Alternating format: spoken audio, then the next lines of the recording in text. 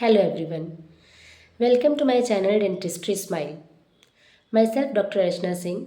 Friends, आज हम बात करते हैं कि आप अपने दांतों में कैविटी की समस्या को, पायरिया की समस्या को, मुंह से दुर्गंध आ रहा है, इन सब समस्याओं को नॉर्मली नेचुरली आप इस चीज़ को कैसे मेंटेन कर सकते हैं। आप अपने दांतों में होने वाली समस्याओं को बढ़ने से या समस्याओं को होने से किस तरह रोक सकते हैं। तो आइए हम जानते हैं। देखिए फ्रेंड्स, सबसे इम्पॉर्टेंट होता है कि आप 2 बार ब्रश करें। आपका ब्रश सॉफ्ट होना चाहिए। तो अगर आपका ब्रश सॉफ्ट होता है तो आप के दांतों में उससे घिसते नहीं हैं दांत। जैसे दांतों में जैसे कई लोग बहुत ज़्यादा हार्ड ब्रशिंग कर देते हैं, उसकी वजह से दांतों के सर्वाइकल एज पे कट जाता है। तो ये सब समस्याएं नहीं होंगी अगर आप सॉफ्ट ब्रश का इस्तेमाल करेंगे। फिर आता है कि आप अपने कैसे ओरल हाइजीन को मेंटेन कर सकते हैं, बैड स्मेल कैसे रोक सकते हैं। तो उसके लिए आप अपने दांतों में नेचुरल माउथ वॉश की तरह यूज़ कर सकते हैं। गुनगुने पानी में नमक डाल के कुल्ला करना 2 बार 3 बार दिन में आप कर लें तो वो बहुत अच्छा रहता है। वो आपके बैक्टीरियल कॉलोनीज़ को धीरे धीरे कम कर देता है मुँह की।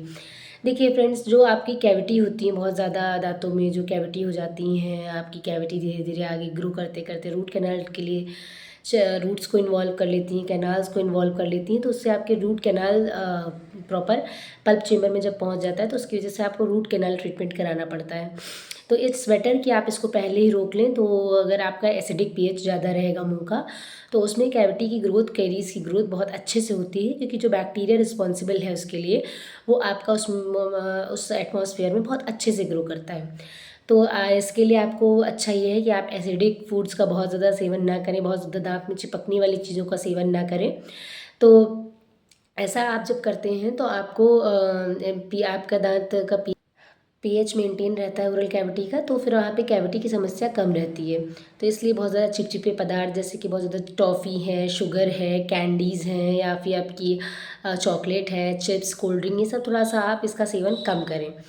एंड आप मुँह की जो बैड स्मेल है या फिर पायरिया की समस्या है, इन सब चीज़ों को भी कम कर सकते हैं। क्योंकि होता क्या है कि अब जब से आप प्रॉपर साफ़ सफाई मेंटेन नहीं रखते हैं, उस केस में आपको ये प्रॉब्लम होने लगती है कि आपको पायरिया की समस्या भी होने लगती है।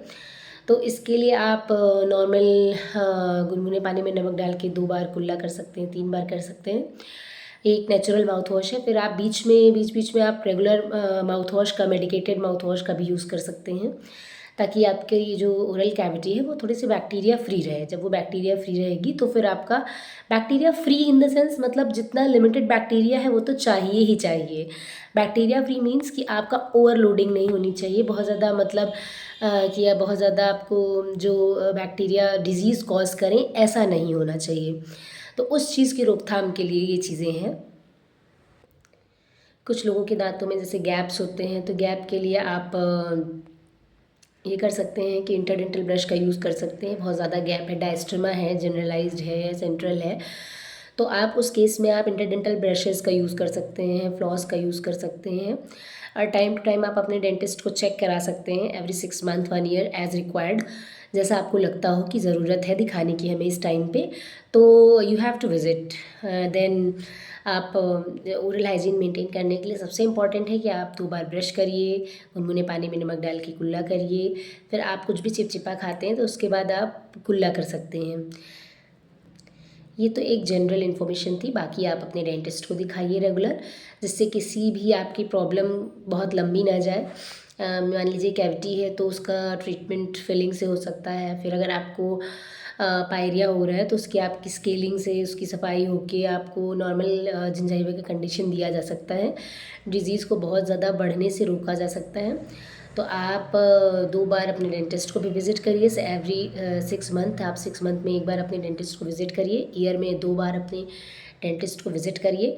देन बाकी आप अपनी ओरल हाइजीन रेगुलर मेंटेन करने के लिए जो इंस्ट्रक्शंस बताए गए हैं वो फॉलो करने की कोशिश करें। Thanks for watching.